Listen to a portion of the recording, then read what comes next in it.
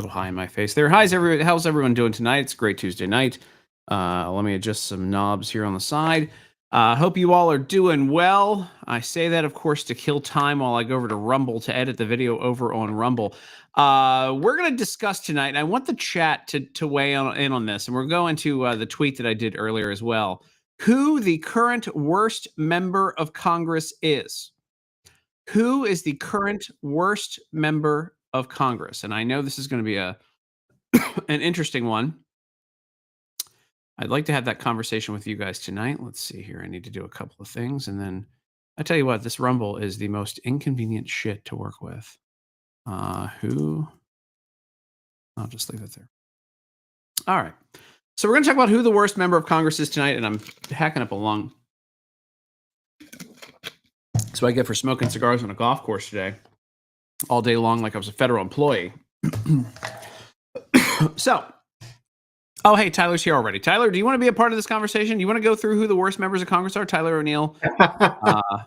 Was it managing editor of the Daily Signal? I should read your bio before. I was waiting 15 minutes. Used to be. Now I'm senior editor. Wow. So I let Keith Koffler, my old colleague at Fox, take the managing editor position. I was more interested in writing than managing. So okay, and you're a prolific writer. We'll get to that in a bit. But I wanted to talk about who the worst member of Congress was tonight and go through a couple of clips. Can we? Are you fair? Are you free and fair game? Can you be unbiased tonight and talk about people you like or don't like? Oh man, I mean, maybe some. The problem is I'm speaking before Congress tomorrow. Oh, so who you got? What committee? Oversight? DOJ. The DOJ subcommittee in the House. Well, what are they doing? Nothing.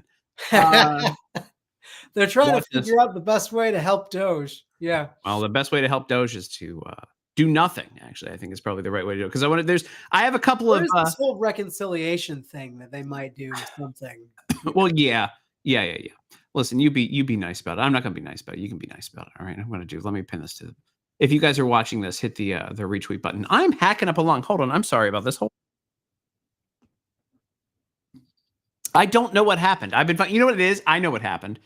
It's finally 75 degrees out, and I spent the entire day outside. And so I'd imagine you're a nerd. Maybe. Just a little bit, you know. We have allergies, and I think they finally hit me here as I was coming up to do the show. Yeah. Well, my family's getting over something. My 2-year-old brought something home, and that's just the way it works. How are you doing tonight, dear? Oh, this is how that's they're going to ask me for money. Thank you, Sissy, for watching me every night. Thank you, and don't give us an easy one. Can we make that? But you can only pick one. That's the problem. Is you can only pick one. That's the hard. Yeah.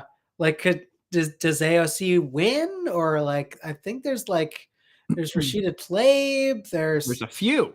Yeah, there's a few. But let's start with my current favorite.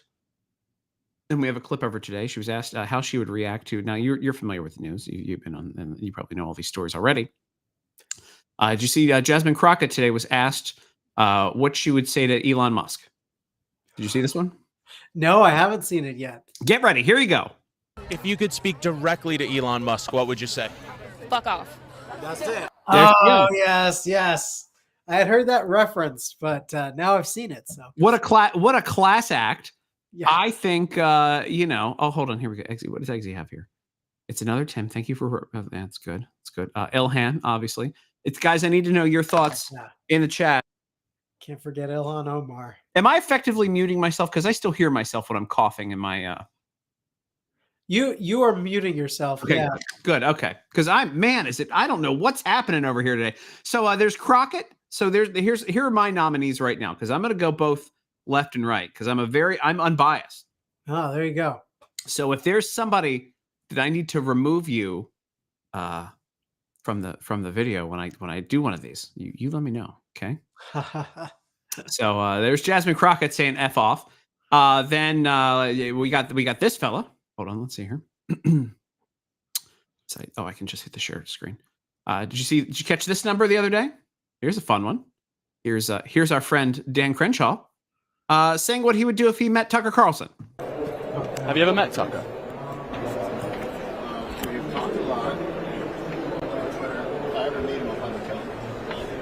So there we go. Whoa, just letting that drop, why don't you? Yeah. So, just Yeah, no member of Congress should be talking about killing anyway. a journalist. Yeah. Yeah. You would think, yeah. Or like the big guy that's on our side, like one of our biggest proponents, somebody who enjoys freedom, all that kind of thing, so there's two. Then there's a new guy. I had never heard of this guy today. Have you ever encountered Maxwell Frost? Oh yes. He's a squad kind of guy. Is he? Oh, yeah. A lot of people are saying Ilhan Omar right now in the Oh yeah. I mean, a lot of people she's up have been there. saying Ilhan. She's up there. I mean, I don't even have a clip of her because she just says crazy stuff all the time. So why would I have a clip? Why would I actually follow through and find a clip of her? Here is Frost today in a congressional hearing, just acting like a clown. This is 3 minutes long. I'm not going to watch the whole clip here with you, but here we go. People like the grifter in chief Trump and President Musk are openly using their public offices to enrich themselves to the tune of billions of dollars. So if we want to look at waste, fraud, and abuse, which I'm down to do, why is there complete silence on the other side of the aisle about looking at the complete grifter that is the President of the United States and the richest man on the earth, which is looking into things like Social Security and different things like that? I don't understand. Calling Elon Musk a grifter is like next level crazy. No, hold on. No. He called him president, and he called Trump the grifter. I'm not sure that a president of the United States can be a grifter. You earned that. He won the popular vote. He won the electoral college in a landslide. If he was trying to be a grifter, like, you think there are easier ways to make money than running for office and putting yourself in the crosshairs and like facing all these federal all these charges and these prosecutions. Like, if Trump were a grifter, there's no way he would have gone through all that. Getting shot in the head. Yeah. I mean, you're the grifters. Grifters don't typically. Now, from Community, I learned that grifters pass suitcases to each other. I don't know if you ever saw a Community show, but they pass suitcases back and forth. Hilarious. Grifting 101. Oh yeah. See, look, here's Shuck. Elon Musk stole my grandma's $500 Social Security. I knew that's what he was doing. He was just stealing Social Security checks. That's what he's doing. So yeah, I have never really even heard of Maxwell Frost. He's done nothing. Literally, he's just a backbencher. Just like Jasmine Crockett is kind of a backbencher that came out of nowhere and suddenly, like, she's getting media tours and the whole thing. It doesn't. I mean, there are 435 of them, to be fair. Like, there's a lot of. Yeah, but like we kind of see them, right? I don't know. Some of them we see. I mean, we see the ones that the media wants us to see, right? And even on conservative media, they're often the same names we see over and over again. We try to reach out to as many of them for comment as we can for good stories, but there are a lot of them. Well, that's okay. So that's a good question for you here. Do congressmen turn you down? I mean, you are a major publication. Why would you not want to have your name in all the time, especially for a quick comment? Yeah, people are busy. I mean, that's the other thing. These offices now. Yes, part of me is like, oh, they should have nothing better to do all day than to send me comments. I mean, come on. Yes, I'm a big deal. No, but in reality, these congressmen are a lot of what their staff do is that, but they also do this little thing called legislating.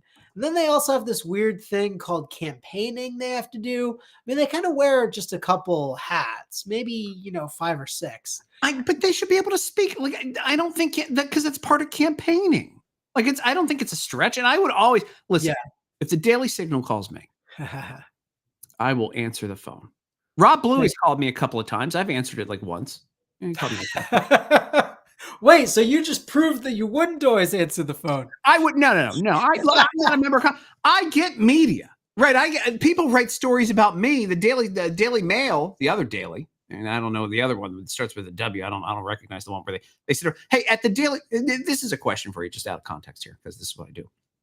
At the Daily Signal, do you guys sit around with unlit cigars and iced tea in cups and pretend to be strong men and sit in a circle? Iced tea? Are you joking?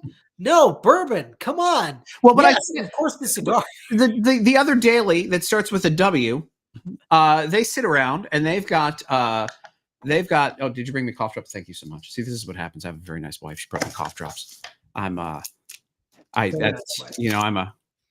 watching downstairs doing the clips, and so this is my real man thing. But the other daily, it starts with a W, not the Signal, because you guys are busy. You're in the real journalism business. They do a video every so often, and they say like backstage with the boys, and then they're all sitting in a circle in leather chairs, and they got cigars that they never light, and they pretend to drink. And they talk about being men.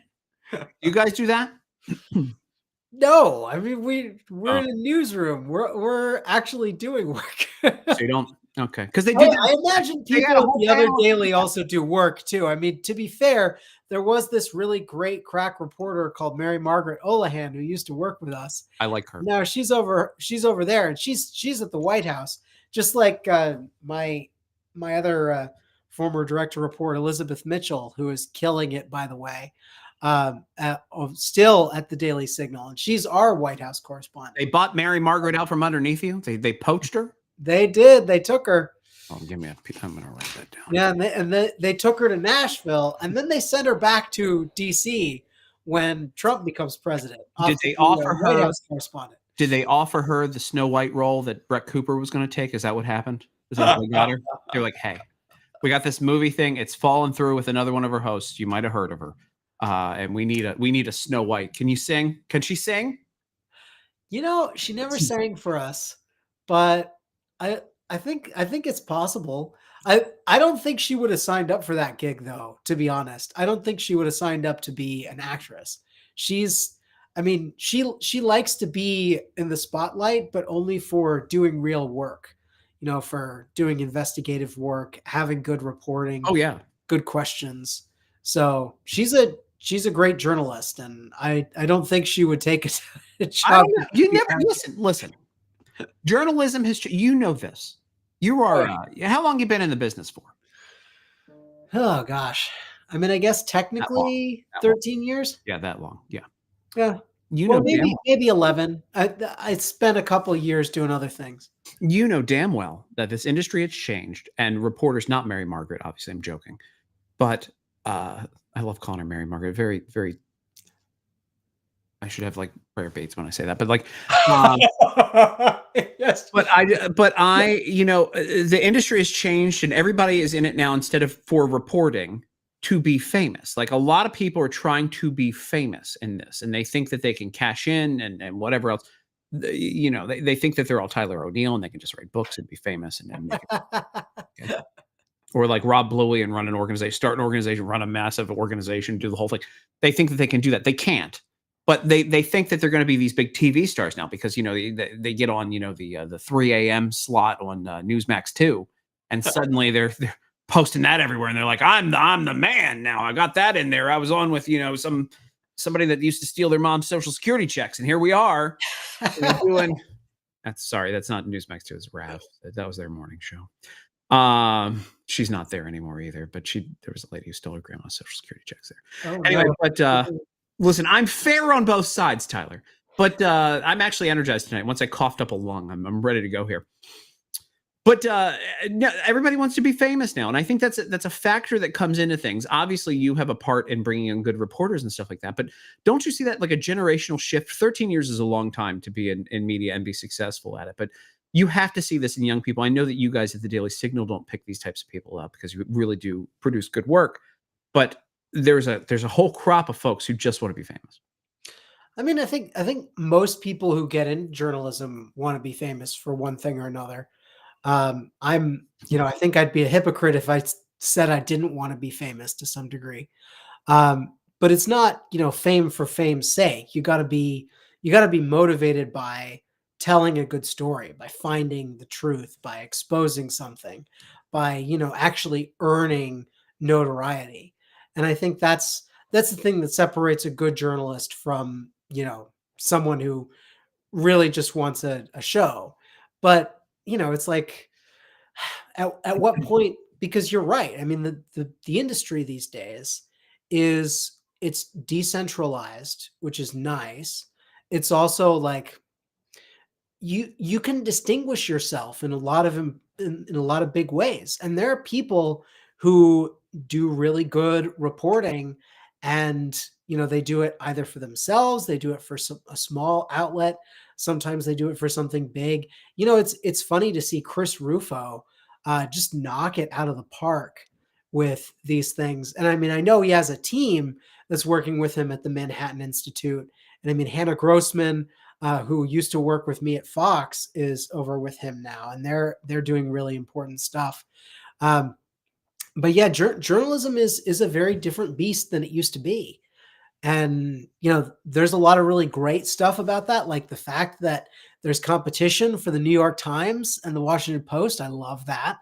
I love that the industry is decentralized, but it's also, it's like I for being in this for years, around 2016, the sources that would allow us to connect with our audience, Facebook, the Drudge Report, you sound like a dinosaur talking about that Oh yeah. environment now. Yeah, no kidding. Is he's got Rufo's got Christina Buttons over there, right? Yeah. Yeah. He's got her too. I remember seeing her casting couch video, and she finally made it. Good, finally made it in the business. All right, I have another clip here to see. You can ignore that. You can. This is the one. I have trouble with this, and I need you in your expertise to explain this one to me, because right. I could be wrong. I'm willing to admit I'm wrong. Here's Anna Paulina Luna. Oh, all right. Talking about the release of the JFK documents, right? Yeah. First of all, they're going to have a task force and a hearing on this, right? Okay, I'm fine. Here's where I am. She says, we're also going to visit the site of the assassination in Dallas, Texas, and speak with firsthand witnesses.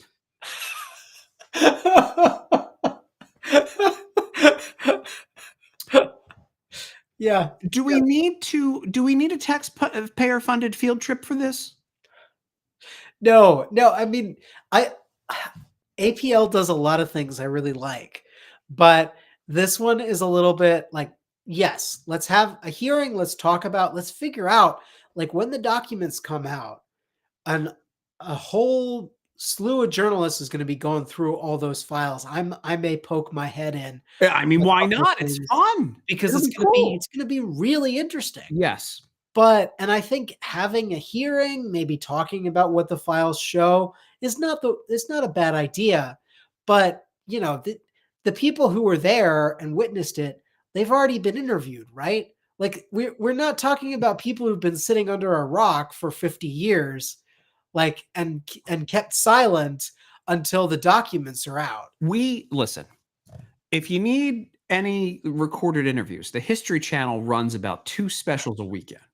All right. And we can just get through it. I mean, Alex Spencer, my fantastic fiance, who brought me these nuggets here,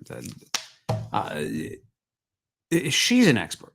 Like, she's seen them all. She's very just infatuated with these stories. I don't think we need. And if somebody, listen, I'm willing to volunteer. I live like 25 minutes from the grassy knoll. Okay.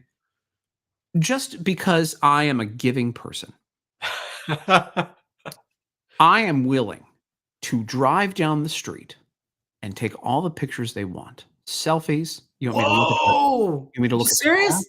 You want me to look at the grass there? I don't know what they need. But I will do all that work. All the diagrams, make it so that the trajectory of the bullet. Like, I'll take there are tours down there. There are guided tours. I'll take the guided tour. Okay. And I will report back to Congress, because that's just my giving back to Congress. I don't want them to, go wasting money. I've been listening to this amazing history podcast that it makes me think of this. They're talking about World War II and the way that the Marines would land on these islands before, when they were going to fight the Japs. And I mean, this is me being super nerdy, but whatever. And they would interview people who had been to the island like decades ago. And they'd say, oh, I remember a little hill right off the side. And it turns out there's like a volcano 5 miles inland. So, like, that's that's the sort of reconnaissance they were able to get. Nowadays, you can just pull up Google Maps and have real pictures. And like the Good. Marines, if they're going to land on an island, they're going to know, and they're going to go through. They're going to see the real pictures. They're going to know the specific. I mean, these days they probably know exactly how many grains of sand there are on that friggin' beach.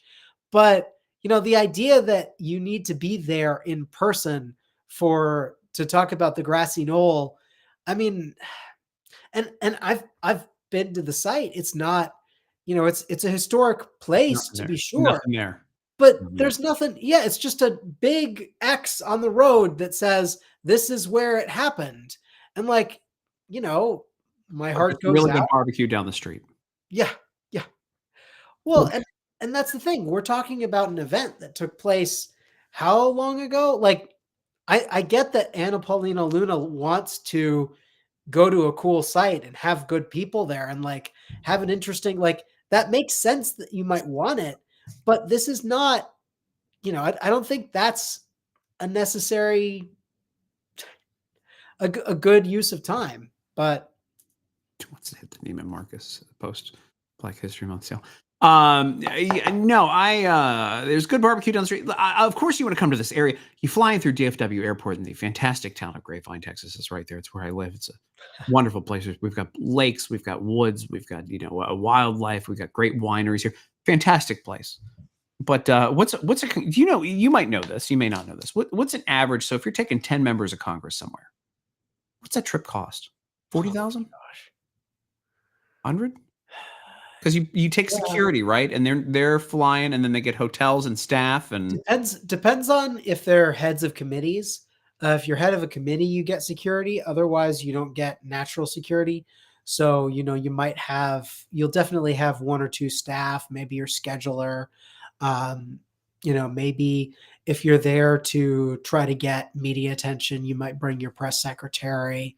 But yeah, I mean, we're not talking a cheap sort of endeavor here. No, it's like, but again, I feel, and I'm glad that you're honest and an unbiased journalist, obviously here, because I'm glad you were able to criticize Anna Paulina on that. I just saw that. The idea is just hilarious. I'm like, release the file. Like, I get it when you want to go to Butler, Pennsylvania, and see where Trump was shot. Like, that happened recently. And you can drive there too. And yeah, you can drive there. There are people there who might not have been previously interviewed. There are reasons to think about it. Doing this, I mean, this is like me wanting to go to Jerusalem, and like, I'd love to go to Jerusalem, but to go to the place where Jesus was circumcised or something, like, it's just like, you don't need to do that to know what it's going to be like. No.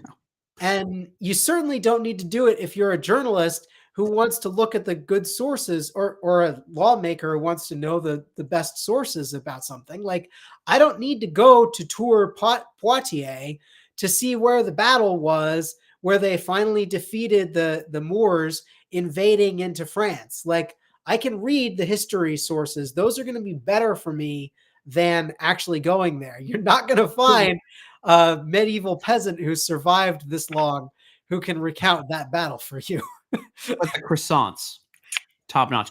You get yourself a baguette and hang out. Listen, you ever get invited to those? Because I got invited to one of those once. By the way, we're taking bets on who the worst member bets. We're taking response. Amy Klobuchar's up. She's up there. She's pretty bad. I think wasn't she in charge of the inaugural festivities? Was she the head of that committee? That does ring a bell. Yeah, she screwed that on purpose. I think that was screwed up. She's not a very competitive candidate in the 2020? Was it that recently? I think it was. Yes. 2020 presidential. Well, they did a simultaneous dropout. Remember, everybody dropped out except for Elizabeth Warren, because she would take votes from Bernie. So it was Bernie, Elizabeth Warren, and Biden, and they set it up for Biden win. There was definitely some monkey business going on in that primary. Like, somebody behind the scenes. It could have been Alex Soros. It could have been Obama himself. Who knows?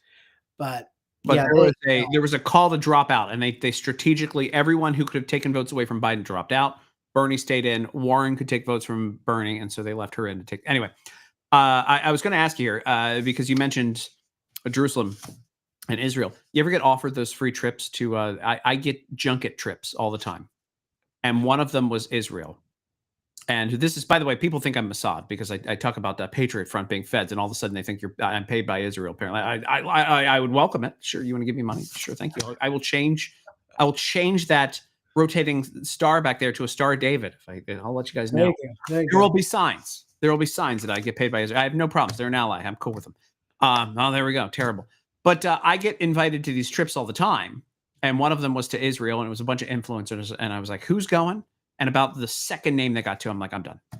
No thanks. I would love to go for free. It's an incredible trip. It's an incredible experience to see, all the Jesus where he was, and get, But they were literally lining up to get baptized in the river, and they were taking pictures of each other and doing selfies about how amazing it was to be there. And I'm like, I couldn't last 10 seconds with those inauthentic people who just want. Because we have a problem, by the way. I talked about this last night on the show. Yeah. We have a problem in this industry, and it goes hand in hand with what I said earlier. And then we want to get to what you're working on here too. But I got a couple other clips I want to run by you before we get here. Sure. We have a problem in our industry. And it's people who have no experience in policy, have no experience in journalism, have nothing. And they're just influencers. And all they have to build their name off of is drama with other influencers.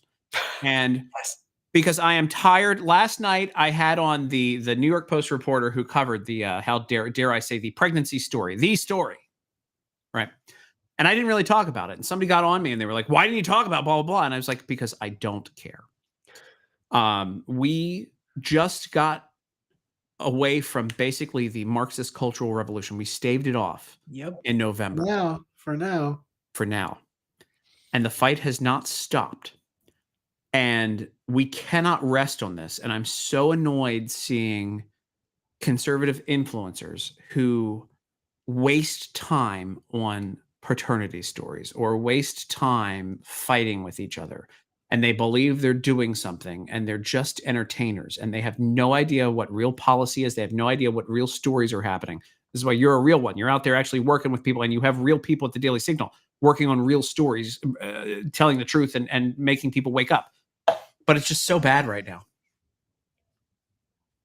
Yeah, I don't spend very much time dealing with that sort of media ecosystem.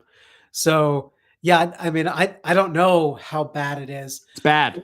I do know that a lot of people I follow, and of course I follow the serious people.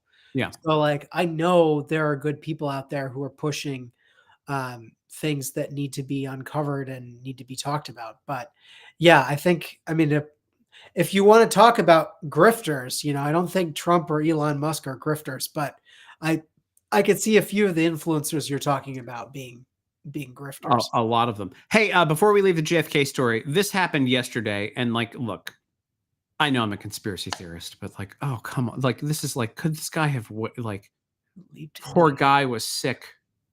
Apparently he's been sick for a while, but this last night, the Secret Service agent who leaped onto JFK's car after the president was shot passed away last night. And I have every conspiracy bone in my body is shaking. And I'm like, he's 93 and old and sick. And I'm not going to push that story at all. But that's the thing. I get the conspiracy bones going off, but the guy's 93. I mean, we're talking about an event that happened more than 50 years ago. I'm all here for, let's read the documents. I'm interested. I think conspiracies are possible. This is a really, really weird event in American history.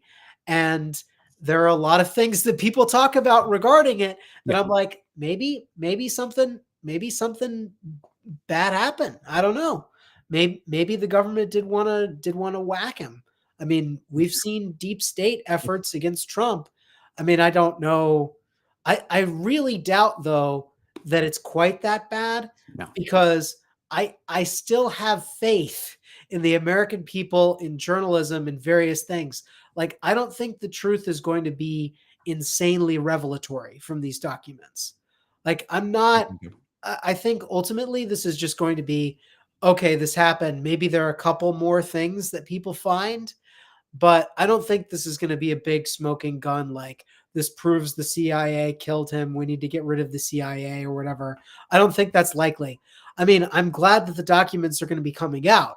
I want the truth out there. And frankly, the fact that people talk about Roswell and we still have these suggestions that there are real aliens out there and like the documents haven't been released so we don't know or we know or whatever. I'm like, all right, most likely I'm an extremely skeptical guy.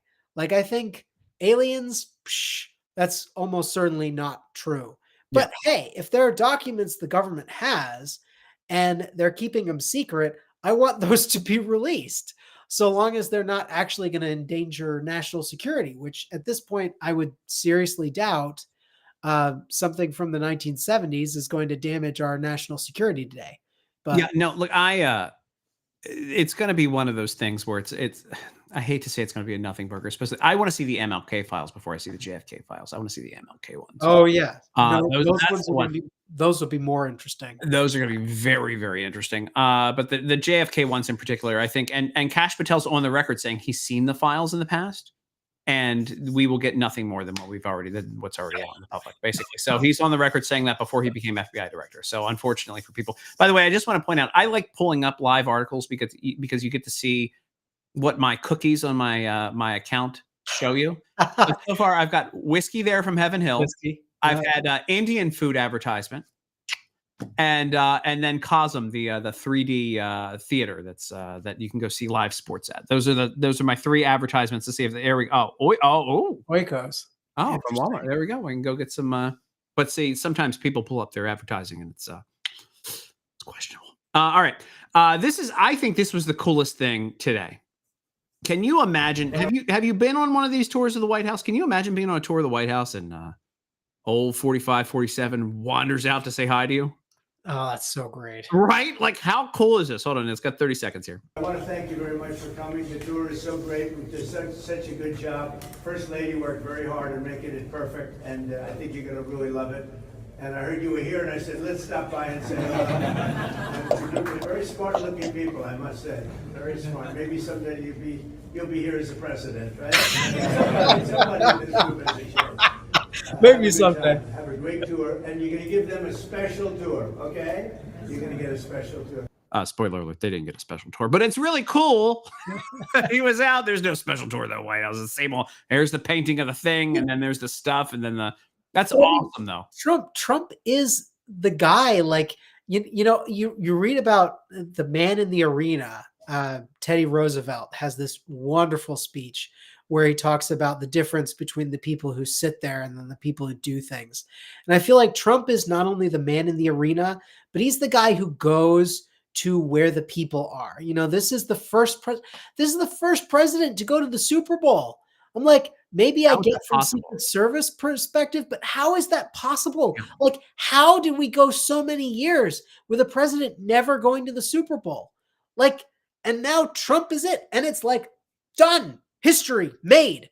And like, he's the guy who is not above, going and sitting in front of in a trash truck to talk about after his supporters get attacked as trash, and he puts on the McDonald's thing and go.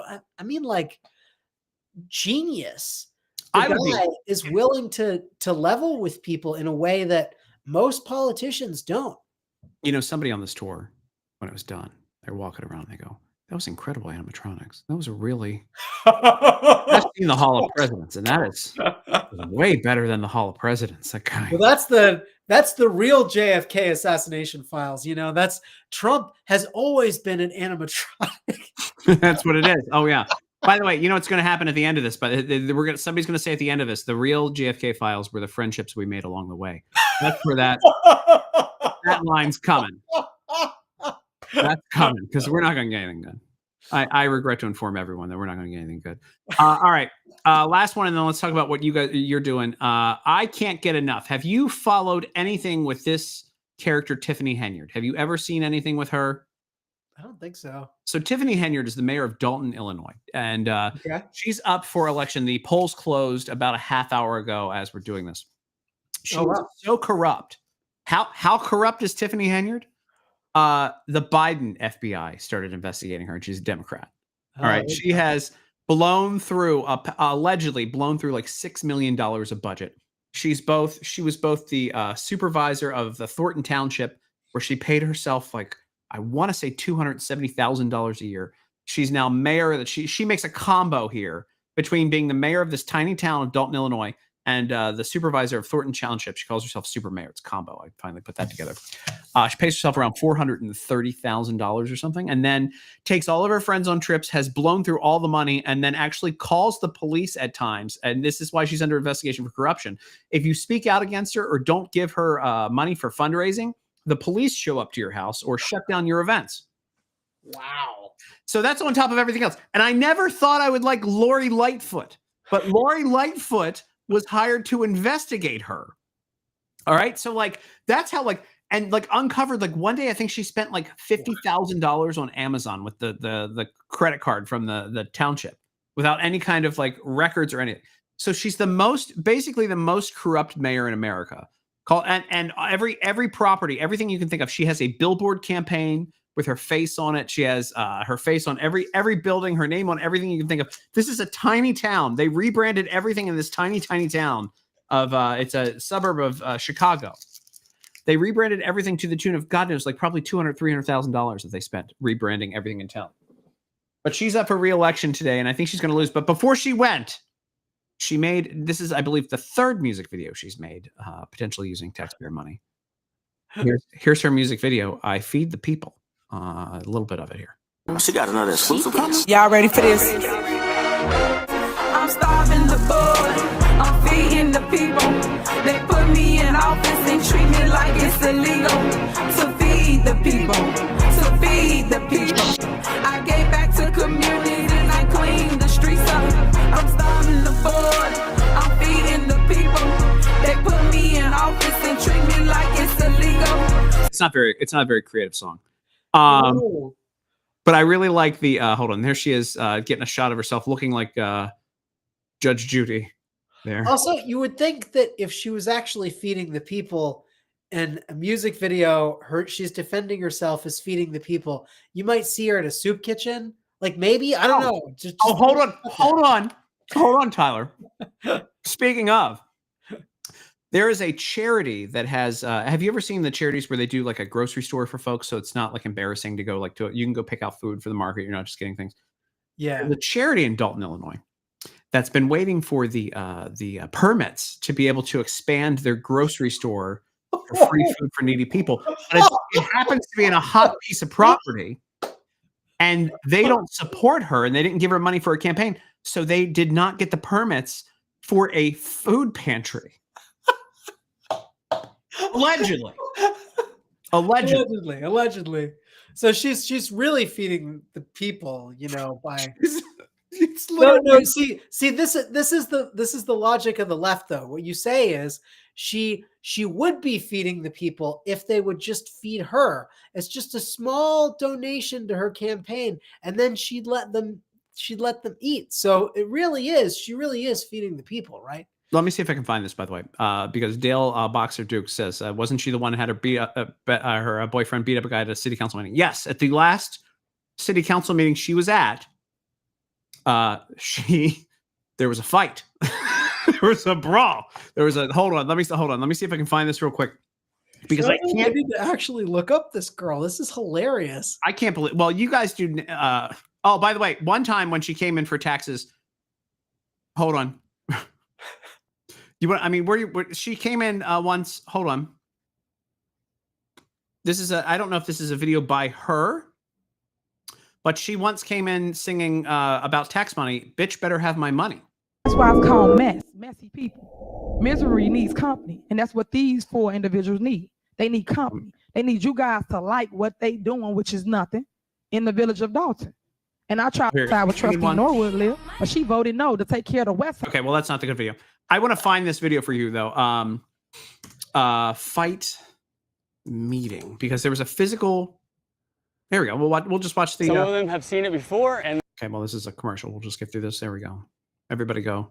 They don't pay me, so box houses.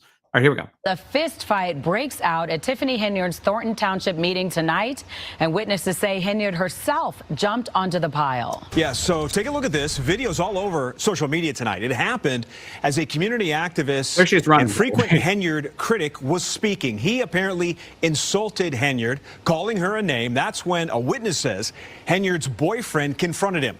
That's when the chaos ensued. The witness says Henyard pushed her table out of the way, ran to the back of the room to join in. Police are there. We're going to keep you updated. Wow. Bob and Cheryl, there have been no. Here we go. Hold on. Here's the, here it is. Fists flying in a moment of chaos that residents described as disgraceful. That should never happen. Of course. I just couldn't believe. There you go. Activist Jedediah Brown had called Supervisor Tiffany Henyard an expletive, and when he appeared to walk toward her, supporters jumped in. The result, an all-out brawl that multiple witnesses say involved Henyard herself. It was one thing when the guys were fighting, but when she jumped in it, I was just taken aback. I was floored. She jumped in. She hit her head on the table. So I don't know. She may be injured. Brown was carried out by security, and police were called, but it was. Okay, so that's there you go. That was her last. I can't believe you haven't heard of the story, but you're busy doing. Oh, you're busy taking doing real news here. But she Thornton this Thornton supervisor meeting. They're gonna need a new TV. But she's up for re-election for one. And she already needs. Yeah, she's already been taking so much money, and now they need a new TV too. I mean, just add it to the bill. It's rotten. All right, let's go to. Oh, brother, hold on. Let me get your website here pulled up. It's called the Daily Signal, and I'm a fan. I like you guys. Obviously, it's why I have you on. What are you working on here at the Daily Signal? What's your where should I go here? I'm on your website. This is how we do this. We're gonna just freewheel it here. All right. Corey, are you the proud? Who's your worst reporter right now? Let's go to there. Wait, hold on. Who's our worst reporter? Yeah, let's go to this. We have some interns who are getting trained up. I mean, let me tell you something. This Victor Davis Hanson, his videos are going nuts, gangbusters on the internet. Oh yeah, well he used to be my professor actually at Hillsdale.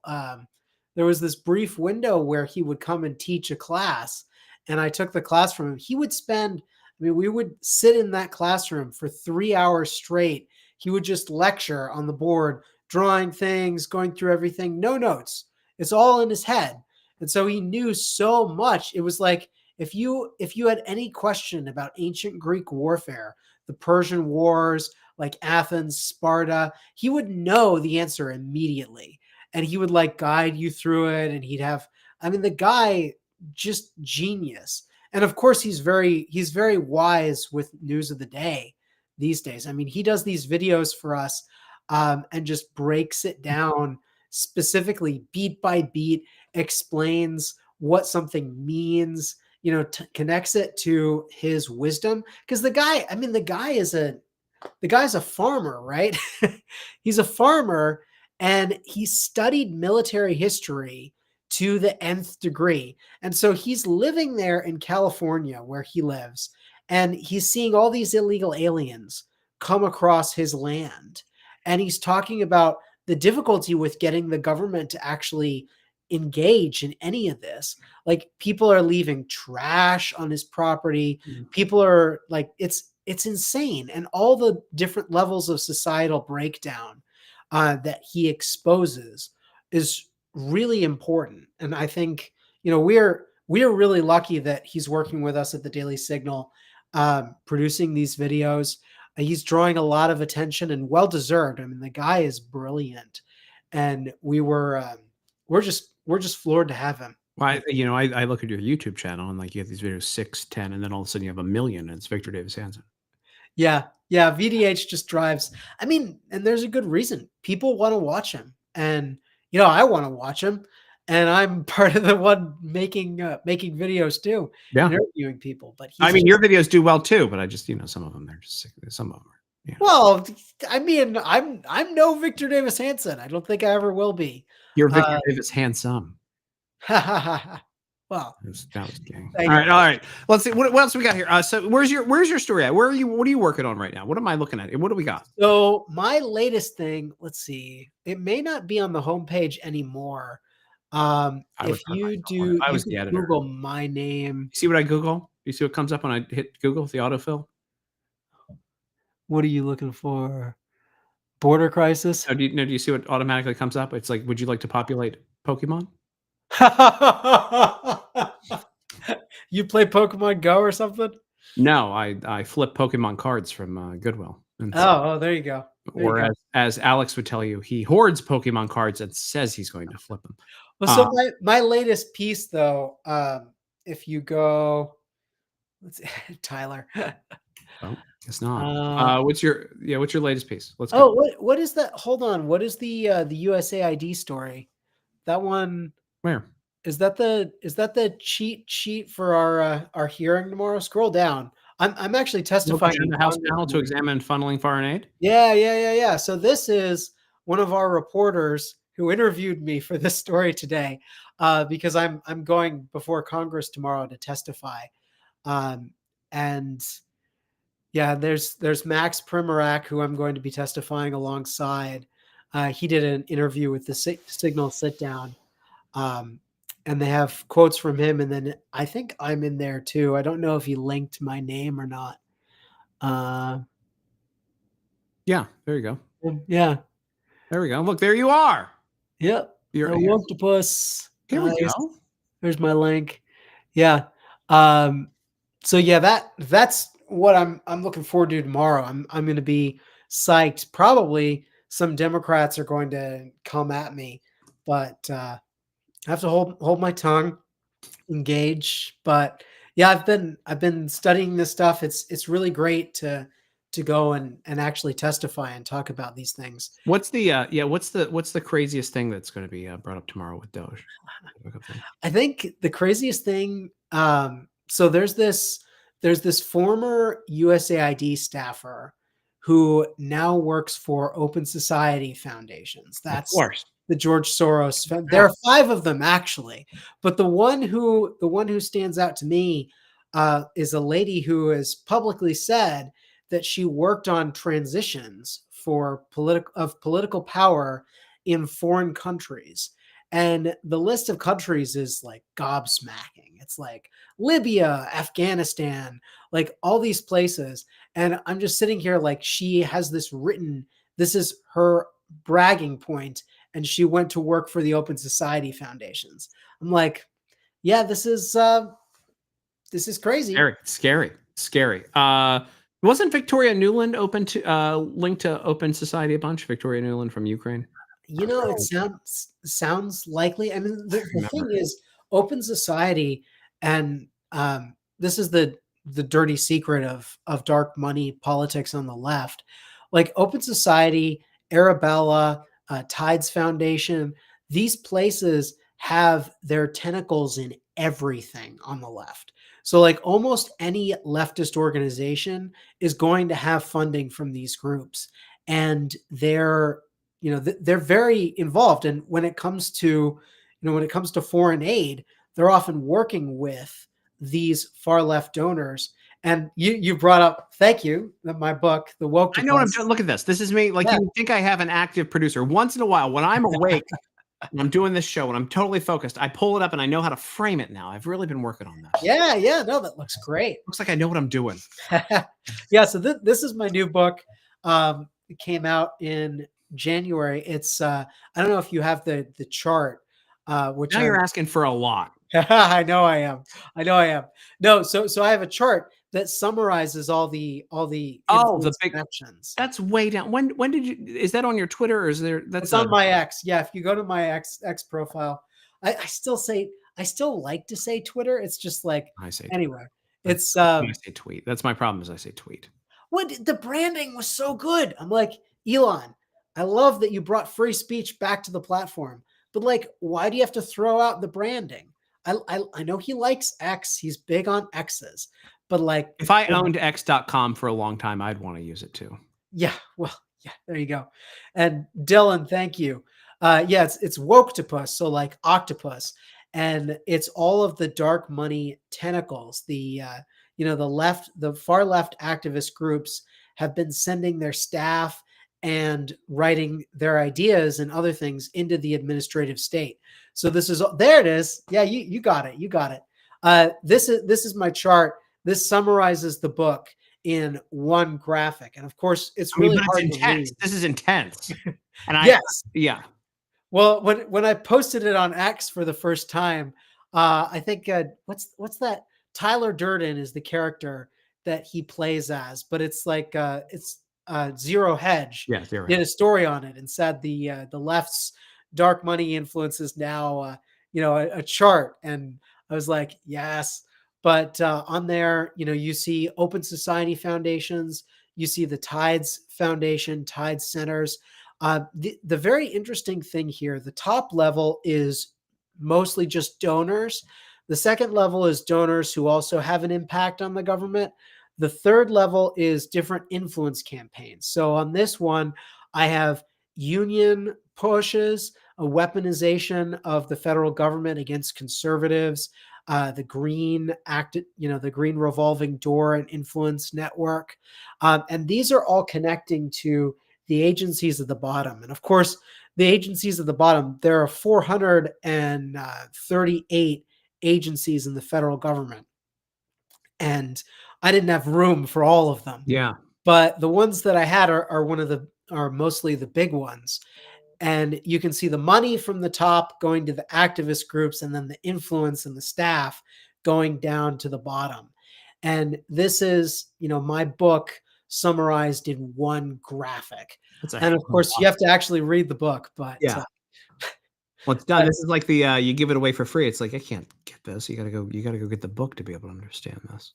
Precisely. I mean, that's an incredible amount of work. I mean, how long did it take you to do this? Because I mean, this is following the money. This is a lot. I mean, not to sound like a dumb guy, but this is a lot. Well, it depends on what you mean by how long did it take. Because I've been doing research on the overall topic for a while through the Biden administration, probably about a year. But then from when I got the book contract to turning in the book was about 3 months. And I just sat down. Because you're a lunatic. Did the writing. Nobody can do that. Yeah. Did all the research. I was proud of that it was so turned around. It would have been fun. It would have been a little bit better to have a longer period of time to really craft it up, because I was trying to get it published before the election. And then it ended up getting delayed. But I think the delay may have been useful, because now, it came out the day after Trump was sworn in, and pretty much this whole administration, I wrote this book before Biden gave George Soros the Presidential Medal of Freedom. Wow. When he did that, I was like, yeah, well, way to prove my point. Yeah. But yeah, the gist is, we all know Biden wasn't fully there for his time in office. Yeah. And who was actually calling the shots? And what I have are all of these woke activist groups that were influencing the federal government in one way or another. And the main reason they were able to do it, partially is because Biden was asleep at the wheel, but partially it was because we have this vast administrative bureaucracy, this apparatus. And of course, I was talking about that in my introduction and throughout the book. And of course, I didn't know that Elon Musk would be coming in and exposing it and reminding people that, oh yeah, we have this vast bureaucratic apparatus. Most people have no idea. I have to say, and whenever I go on a show to talk about this, I'm always like, all right, we have to understand that old Constitution that you learned about in school, with its nifty checks and balances. That's not how it works today. Today, there's a vast administrative state. And when you look at the amount of laws that Congress passes and the rules from the administrative state, the stack, there's no comparison. The administrative state is the one really calling the shots. So you get these polls, and I love that Congress is the focus, because Congress is the closest of the branches to the people, as the founders intended. But we get all these polls that say, are you concerned about dark money influence on Congress? But they never ask, are you concerned about dark money influence on the administrative state? They never ask, are you concerned about the bureaucracy? Are you concerned about the FDA abusing its authority?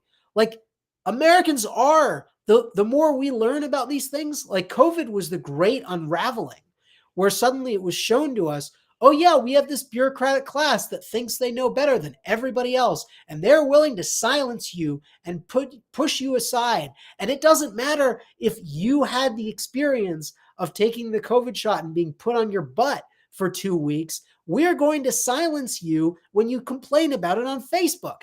And it's just like the fact. Sorry, I get a little bit animated on this. Well, good. You should be animated all the time. What are you talking about? This is why Victor Davis Hansen's beating you in the numbers over there. You gotta get more more animated on these videos. More animated. When you go on Tonus Cast, you need to act out. That's what I say. You go on Tonus Cast and you act out, you'll have numbers through the roof. Yeah, but I mean, it's mind-boggling, and it all makes sense when you realize how our administrative state was created, how it works. Because like this is something, and when I read about this at Hillsdale, we read this really eye-opening. I wish I could remember what it was, because it was like a pamphlet that was explaining how the administrative state works, and it was perfect. It was brilliant, and they essentially said, well, look, this is Congress. Congress passes a law. They say, we want clean air, right? Who doesn't like clean air? So Congress says, we want a bill to say that Americans deserve clean air. Nobody could possibly disagree, right? Except what they do is they create an agency. I mean, for kicks and giggles, let's call this the Environmental Protection Agency or something. They create an agency and they say, you agency, you make the rules. So Congress can wash itself of all those dirty rules that people won't like. And they say, look, agency, you write the rules. So the agency gets to be the bad guy, right? The agency has the actual power, writes the rules, but most people don't know that the agency is the problem. So when somebody falls in between the cracks with these rules and complains, well, they can go to the congressman. The congressman can warn the agency, say, we're going to revoke your funding unless you act in the right way here. And so the agency says, okay, well, for this, Sally Sue, we're going to weaken our rules, but we're going to keep them for everybody else, right? So what happens there is everybody wins except the American people, because you get the agency with the real power that only lies down when it has to. You get the congressman who looks like they're a victor coming in on a white horse for Sally Sue because she got her small piece of the pie. And then you get Sally Sue, who got through the hoop, but then all the other American people who don't know that their lives are more complicated because of these rules, they don't know how this is impacting the economy. Like these things, it's a very nefarious system, but it's really brilliant if your goal is to shift the buck somewhere else, because Congress doesn't need to see this. This is one of the reasons why Congress is doing stunts all the time instead of actually governing. It's because they can trust the administrative agencies to do the hard work, and then they can just shift the buck. So Congress doesn't, and they got even smarter later. They realized they didn't even have to pass an exact budget every year if they do a continuing resolution. And then they can have this battle over funding every year because funding has to be decided. And it's like, no, Congress needs to sit down and make the stupid rules themselves, because that's why the American people elect them. And there are good people in Congress who want to do that. People like Mike Lee. It's like five members of Congress who want to do that. I think there's good members. There's like 5. Yeah, it's crazy though, because sorry to cut your train of thought here. You're going to be this fired up tomorrow, right? If I tune in, oh yeah, man, 2, 1. You on 2 and you're on 1. Which one are you going to be on? On C-SPAN? 2 or 1? I don't know. 3? They haven't allocated it yet. They don't tell us. You have to look. It's at 11. It's the Doge one. I'd imagine a lot of people are going to be watching this. Is this their first? How many of these have they had? This is the second one. This is the very second hearing for the House Doge subcommittee. So I assume that this is going to be very well watched. This is a big national. Going to be a couple more than me watching it. There might be a couple more people even than are watching your live stream right now. I I know would that's hard to way believe. way more than my live stream I'll be watching. I'll be watching it tomorrow, just in the background, you know. But like, are you going to be fine? Are you going to save this tomorrow? Are you going to go through all this tomorrow? Are you also going to bring a copy of your book? And you know, I only I have 5 minutes. I only have my Desert Storm cards next to me, but you're going to just plop your book down on the desk and just have a little promo with you, or like, do you bring something with you? We will see what they let me get away with. I'm gonna have copies. I'm gonna have my chart up there, and I'm gonna reference it, and then I'm gonna have the physical copy of the book.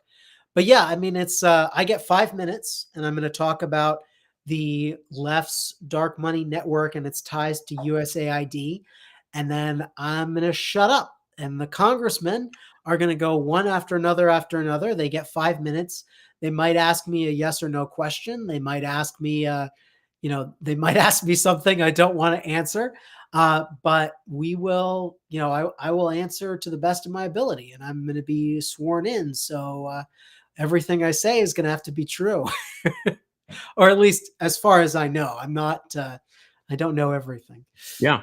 No, I'm excited about it. By the way, you're the first heritage-esque, you're heritage adjacent person I've had on the show in a while. You notice anything about the set? You see anything?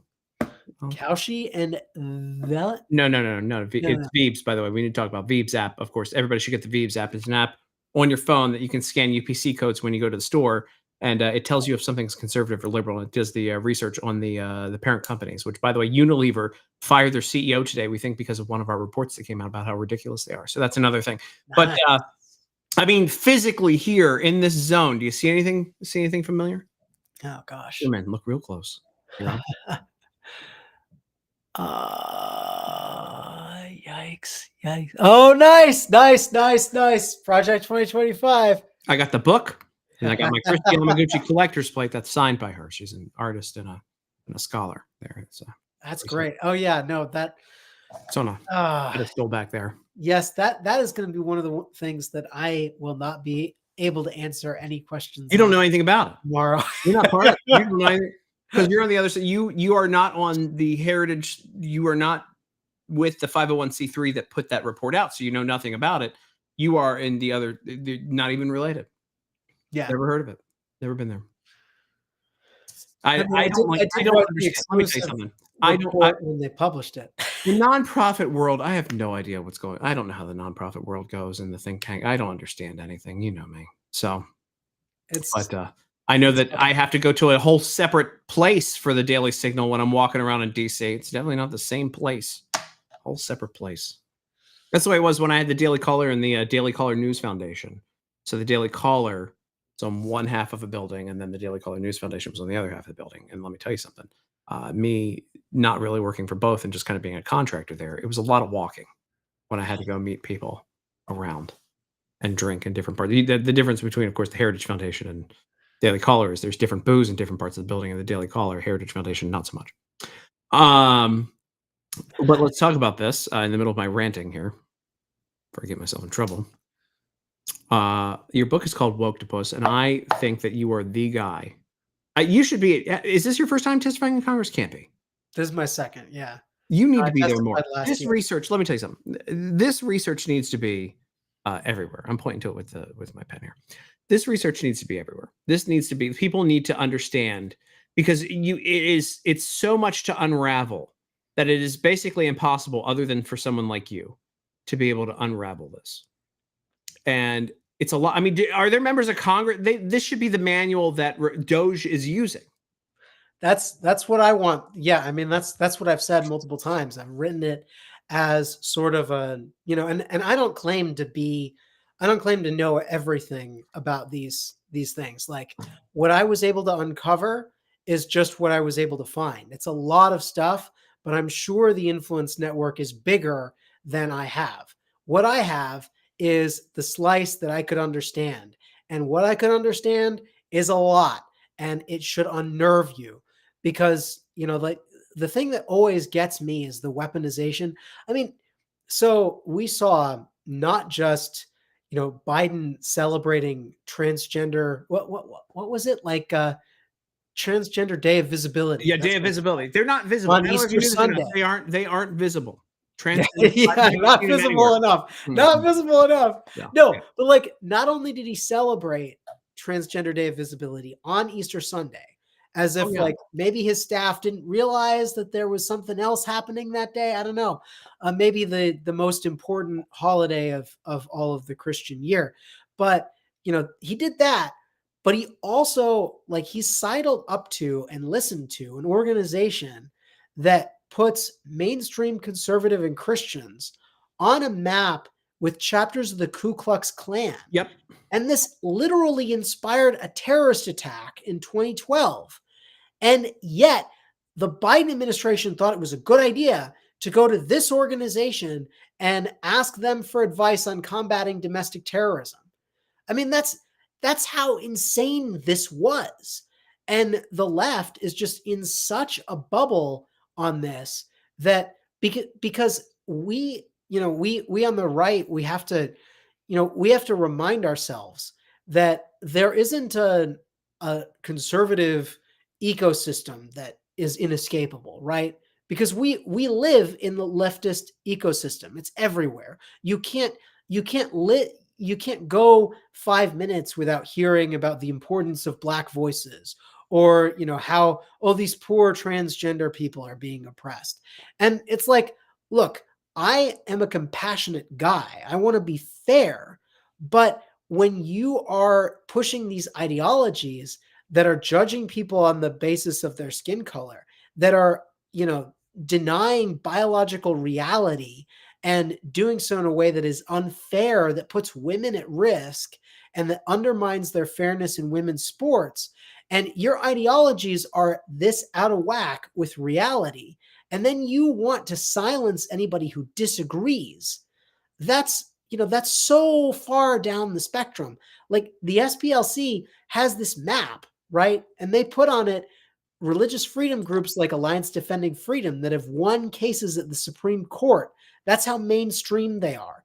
They put on this hate map, they put groups of doctors who don't want to mutilate children in the name of gender ideology. And they say these people are a threat to America, like the Ku Klux Klan. And they say in their report, they say this is the infrastructure upholding white supremacy. That's what they say. Literally, that is a direct quote. And I just can't, if you have a president of the United States who think that this group is the group that you should be listening to on domestic terrorism, that you should be citing them in FBI memos going after Catholics, radical traditional Catholics, I need to expose that. Yeah. How did we get this far down the rabbit hole? And it's because of this woke influence campaign. People are caught in these gears. They don't realize how insane it is. And they're also, they're being propped up by billionaires like George Soros. They're in the maelstrom. And so you get people who go through a college education like I did, and they never hear any conservative perspective. And they're constantly pushed this woke nonsense, and they want to push it on everybody else. And when somebody complains, their immediate thought is, you are too stupid to realize the truth that I know. And they don't think twice about it because it's part of their ecosystem. And we on the right, we all know it, right? Like, we're constantly fighting against it. And if you are a conservative influencer, like, the number one thing you should be focused on is protecting the good patrimony of our country and the West against this insanity. Like, if you're not fighting this, I don't know what you're doing, because this is the real threat. And I disagree with a lot of people on a lot of things, but if you are fighting this woke insanity, you are my ally. And I want to expose as much as possible, and I want to partner with everybody as much as possible. So when somebody like Barry Weiss, who's still very liberal, is willing to come out and say, like, I can't stand for this suppression of free speech. I have to stand for the truth of biology. I can't believe that people are acting as though, that Hamas is noble.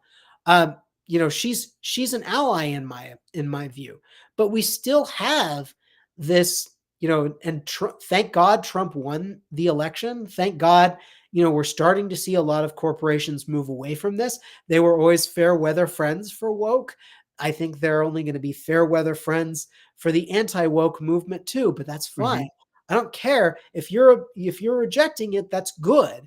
And I want you to continue down that path. But we can't rest on our laurels. We can't assume that this threat is over, because I can tell you, I was baptized in an Episcopal church. Now I'm a member of an Anglican church, and there's a reason why there's a big, huge split between those things. And this isn't just happening in my church.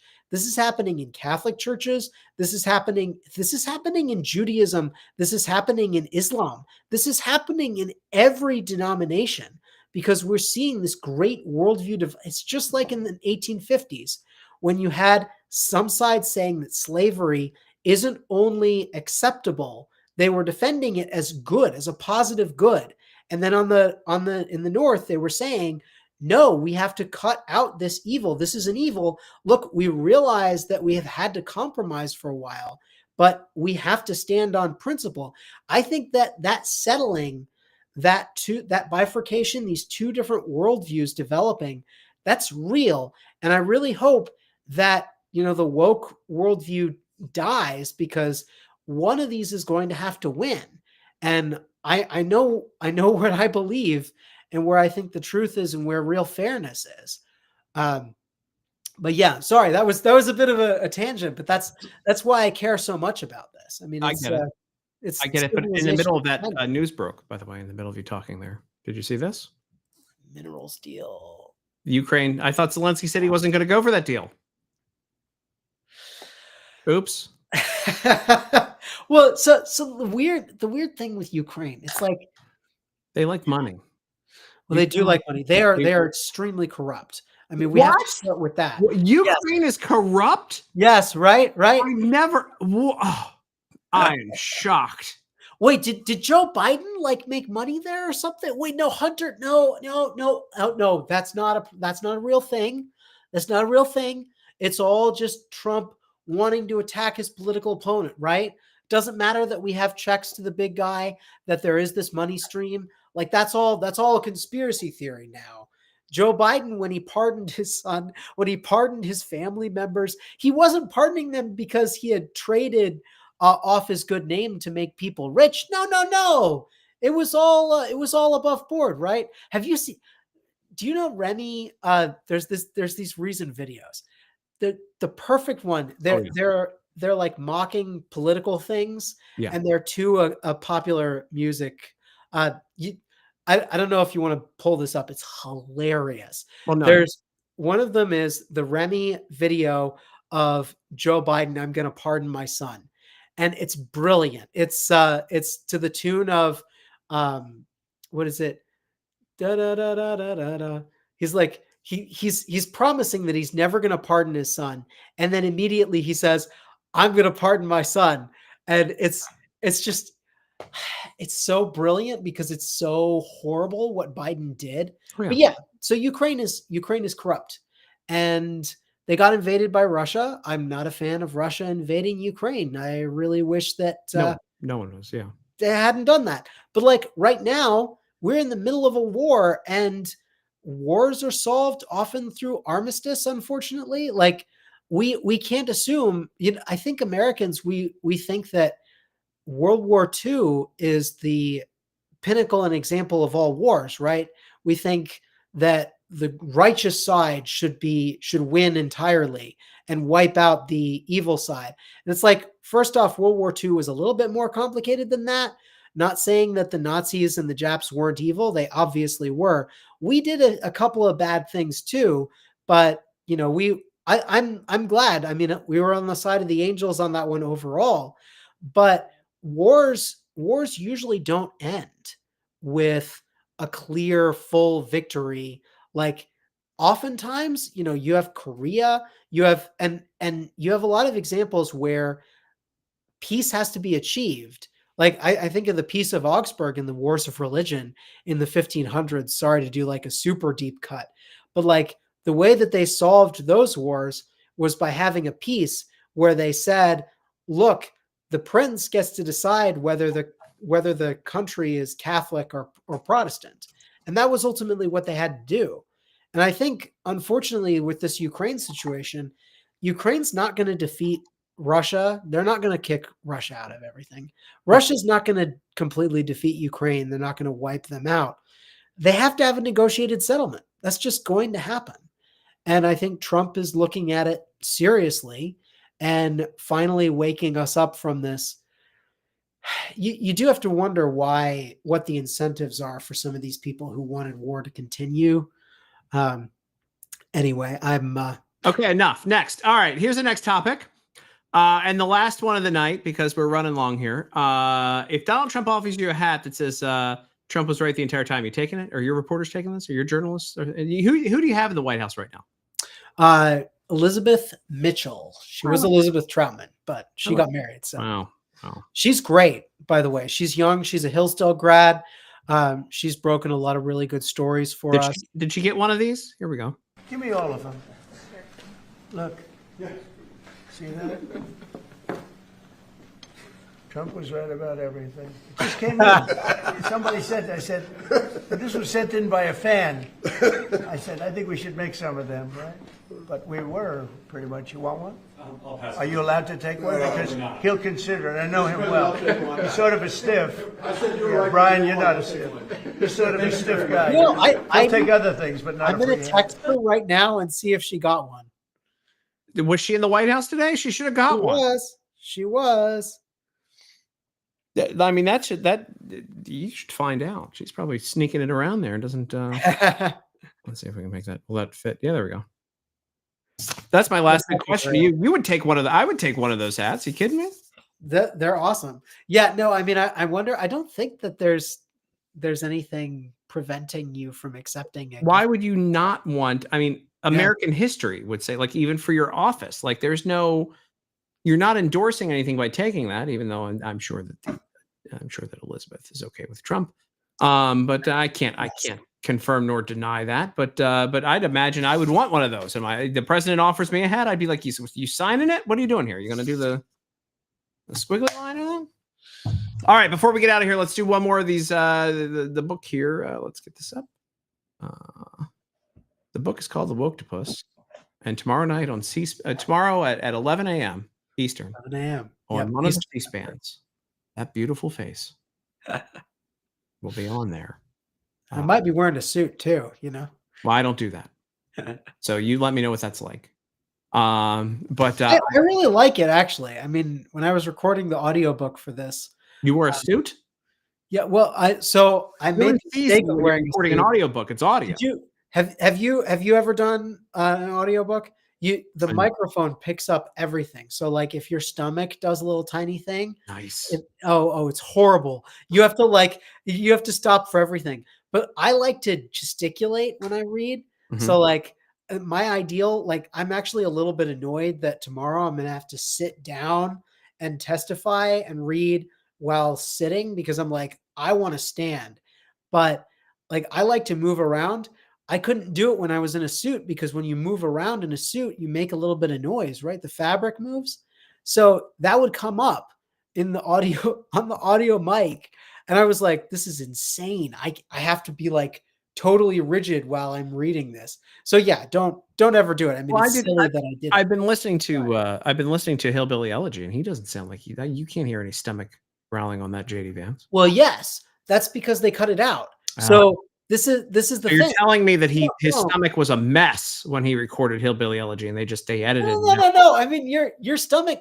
You don't realize until you sit there and have a microphone that picks up every super tiny thing, how much noise your stomach makes all the time, no matter how healthy you are. Like, trust me, it's real. But what JD did and what they're doing. So when you listen to the Woktopus on Audible, it's not going to have my stomach gurgles, because every time we did a stomach gurgle, I had to stop the recording, go back, re-get the part that had the stomach gurgle. That's a lot of work. It is a lot of work, isn't it? Mine's up here, but you only hear it when I hit the microphone here, but you don't hear anything of me. And I make all sorts of noise on this side. Yes, because the mics that they used, at least where I recorded it, are insanely great. Wow. And of course, it's an insanely great. It's a Rode mic here. It's a mic. What are you talking about? Insanely great. It means they're hot. They're turned up too much. That's the problem. They're too hot a mic. well, so you need the audio. I don't know. I'm going to be defending them. The book is the book. Get it. even though All I right, don't here we really go. know. But I'm going to keep talking to him. Yeah. This is the Woktopus. No, let's say let's just leave it at that. I'm not gonna go in. I don't really know. But thanks so much for having me. I didn't You know. can find the Woktopus on Always. Amazon, on anywhere. If you Google Woktopus, it's the top result. So it's it's out there. And if you like it, if you read it, leave a review. We're starting to get those in, but they're not. I think we have 8 or 9 so far. And Dylan says all the best to you tomorrow. Yeah. Thanks, Dylan. You know, he's in there. You got fans here. You go give him hell. Great show from Take It Off. And also, if you guys want to help us out, not you, Tyler, but me. You can go over to Kalshi.com/Tim Young. Go over to Kalshi.com/Tim Young, where predictive markets have predicted literally everything accurately. It's fun to get involved in and participate, as well as see what they're predicting. Right now, it says, will Steven Feinberg will he be confirmed? I can read as Deputy Secretary of Defense. See, I'd be really bad at audiobooks. 89% chance of that. And early on, will a budget resolution pass the House? When will a budget resolution pass the House?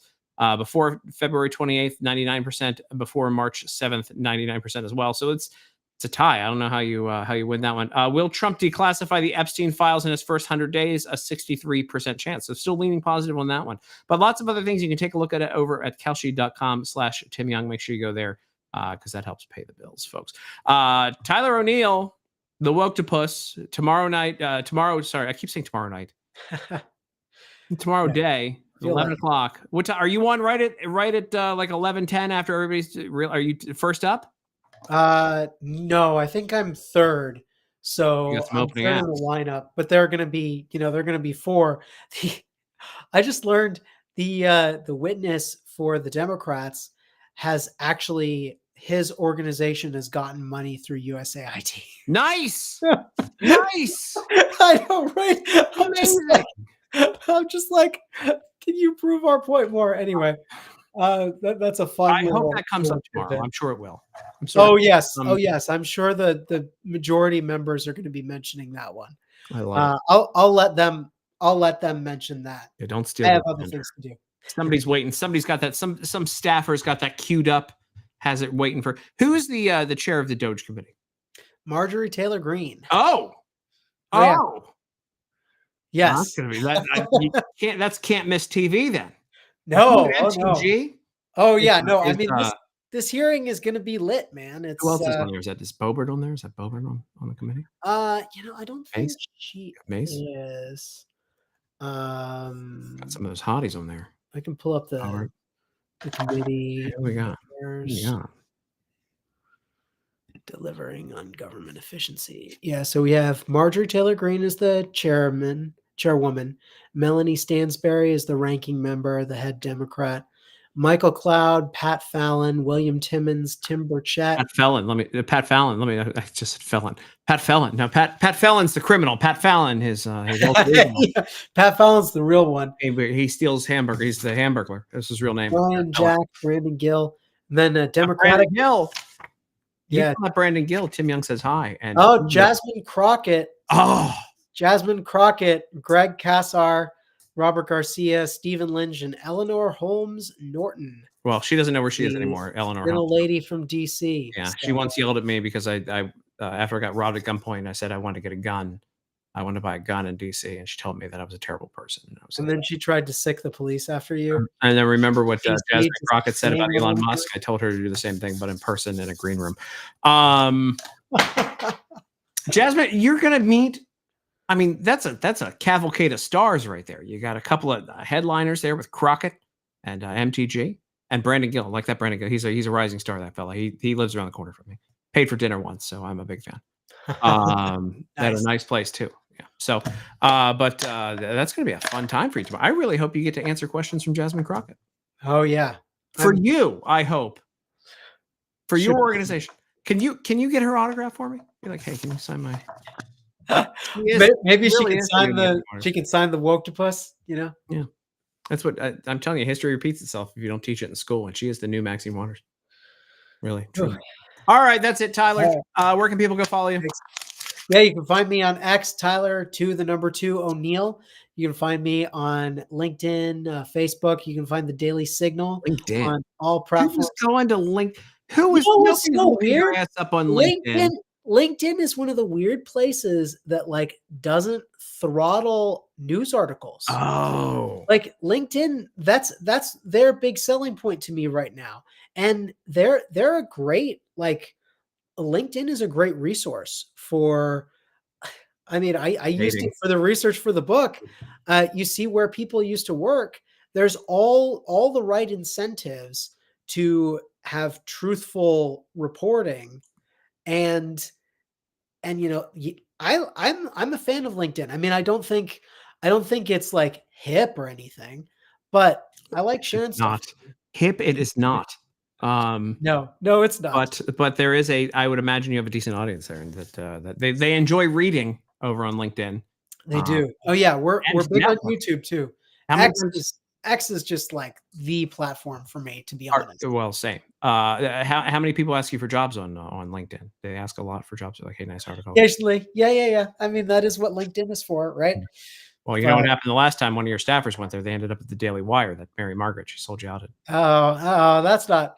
Well, one of our former interns, actually, I cited her in the book because she had written a good article about a poll that I wanted to cite in the book, and she just shared on LinkedIn. She found it when she was reading the book. She's like, "Whoa, I'm cited in this book," and she was super proud of it. And I'm like, "That's awesome. That's what LinkedIn exists for." So, I'm sorry. I have to do this, and this is the last thing we do before we go. Okay. Because I was going to see if she looked like Snow White, because that's probably the deal they gave her over there. Yeah, let's be real. They gave her the Snow White deal. Do you have a grok of Mary Margaret as Snow White? No, I didn't. No, I'm not a creep. I was just Googling her to like see, but I just want to point out to people that the image that comes up on X for Mary Margaret Olahan, that is not her. That is not her. That's the chick from the Bannon thing that gets yelled at for not dressing appropriately at things, or dressing appropriately if you're a simp. That was not Mary Margaret. Mary Margaret's just a classy lady, and I just saw that picture show up, and I'm like, oh, that's a bad thumbnail. That is not her. That is not her on X. That is a much different account. Yeah, that's weird. Yeah, no. Anyway, but I bet they offered her Snow White. You ask her the next time you see her. You go, did they offer you Snow White over there at the Wire? Daily Signal. Maybe. I don't think they would. I mean, I think they're smarter than that. But you do? Have you seen the show with the cigars and the whiskey? It is funny. I do tend to like the Daily Wire. They're not perfect, but they have some really great people over there. Well, and they've revolutionized the field too with their film and all that stuff. Yeah, I mean, it's brilliant. But yes, I mean, some of the personalities are a little bit overmuch, but I mean, they replaced Brett Cooper with her best friend that was in her wedding. Oof. Man, this is the kind of scuttlebutt that I try to stay away from. This is the kind of scuttlebutt I don't care about, but I just want to point it out there because that was a big story between that and pregnancy. Oh my God, that was the story before the pregnancy took over. After that story was the one everyone was following because we want to. I don't care. Again, Tyler, thank you for being a real person who actually uncovers corruption in government, and we'll be speaking on Capitol. There won't be anyone involved in the pregnancy or in the switching of the comments section on Capitol Hill, but you'll be there because you do real work. The Daily Signal does real work, and you're a real journalist. And I'm glad to call you a friend and glad you were here for the hour. Well, thank you. Thanks again for having me. That's it.